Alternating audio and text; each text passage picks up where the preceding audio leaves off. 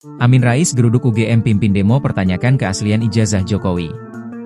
Sejumlah orang yang tergabung dalam Tim Pembela Ulama dan Aktivis, TPUA, menggeruduk UGM pada Selasa 15 April. Mereka mendatangi UGM untuk mempertanyakan keaslian ijazah Presiden ke-7 Jokowi. Salah satu tokoh yang hadir dalam aksi itu adalah politisi senior Amin Rais.